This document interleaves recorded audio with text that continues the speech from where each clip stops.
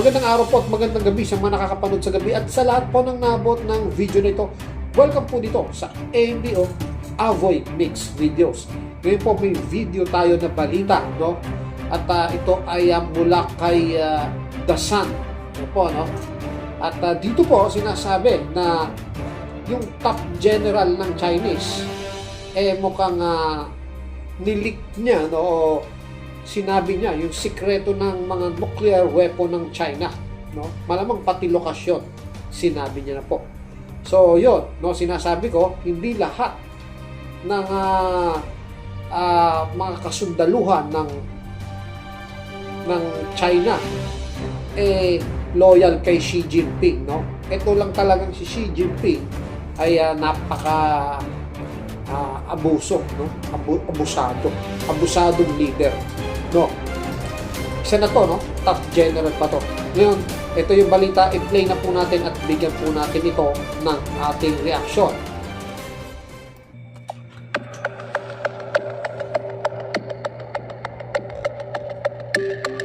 China's top general, second only to President Xi Jinping himself, has been accused of spilling state secrets to the US. General Zhang Yoshie is alleged to have leaked technical information about the country's nuclear weapons program, the most serious of accusations, as well as taking huge bribes and abusing his authority. He is the senior of two vice chairs of the powerful Central Military Commission, the top military body.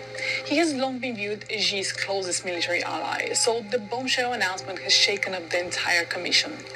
Analysts say his dismissal constitutes the biggest purges of military leadership in the history of the People's Republic.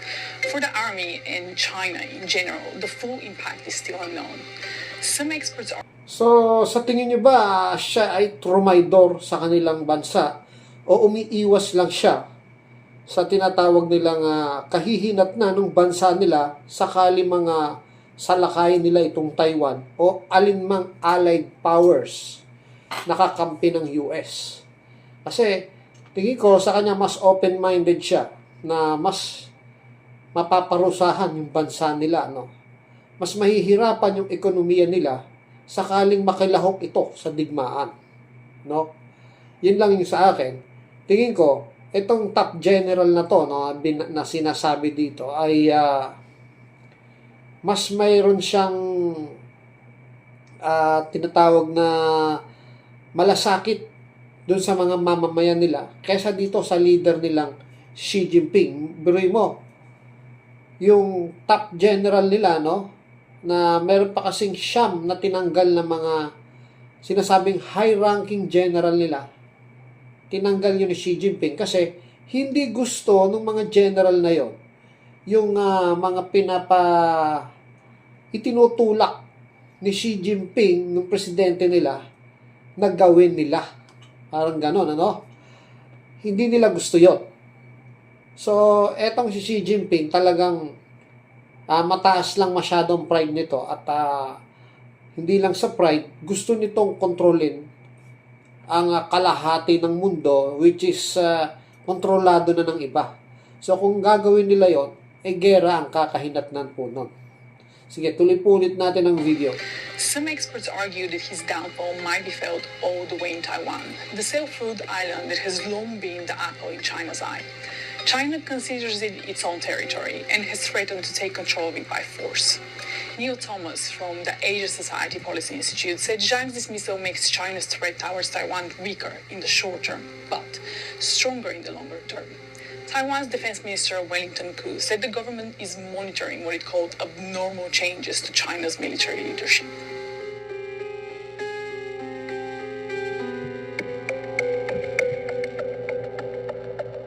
So hanggang dito na lang po, ano, at maikli lang naman itong balitang ito. At sa ibang video lumalabas din itong balita at maikli lang din po.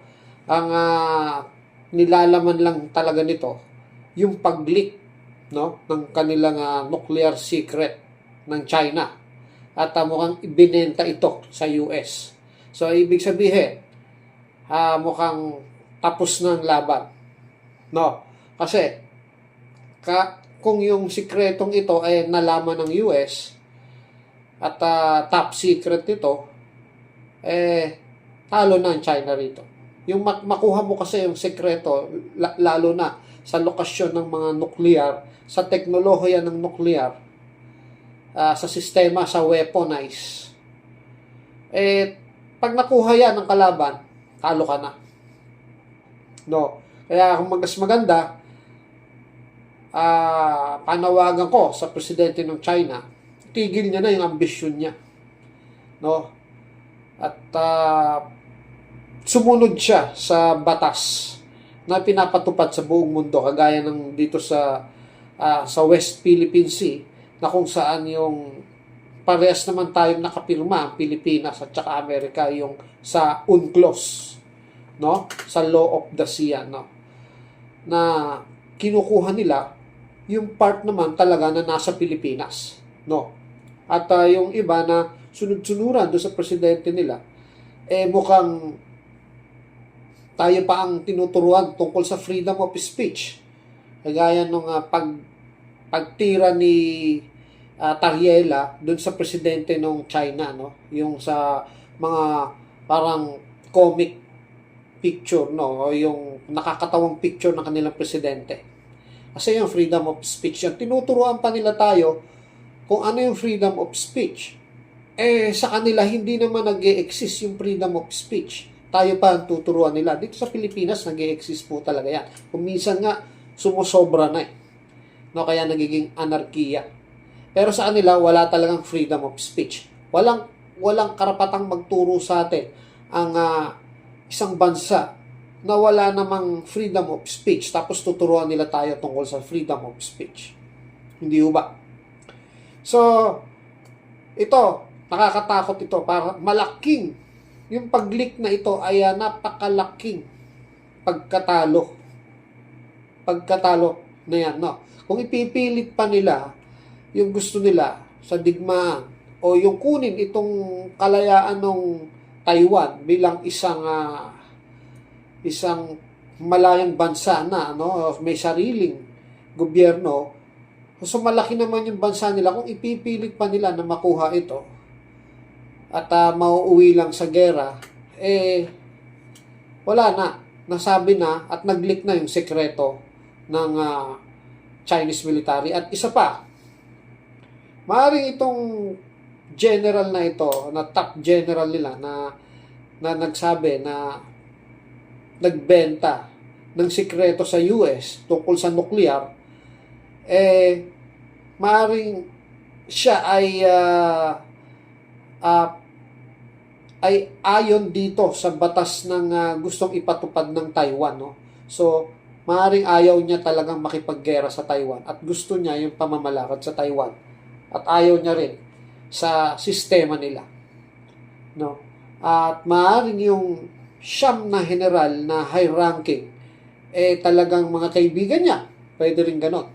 So, yung hindi porket tinanggal na yung mga general na yon, wala na itong contact sa loob, no? Kagayang kamakailan lang, nabulabog sila, no? Naglabasan yung military nila, na para bang mayroong isang gera sa loob ng bansa nila, no? Mayroong hindi malinaw sa bansa nila kung susuporta ba ang military sa yung military ng China sa mismong gobyerno ng China. Pwede kasing mangyaring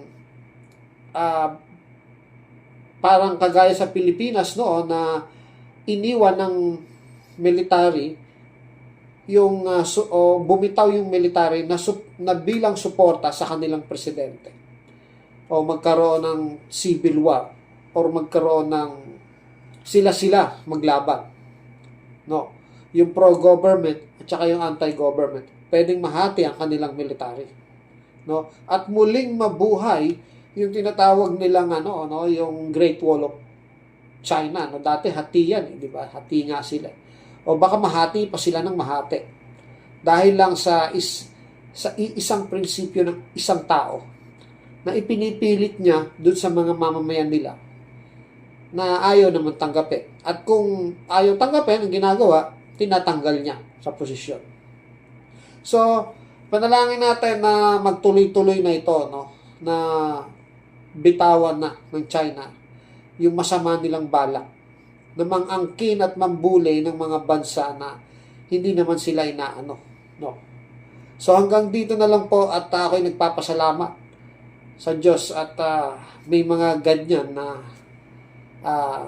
kaganapan, ano. Mayroong mga bumabaliktad o yung sinasabi nating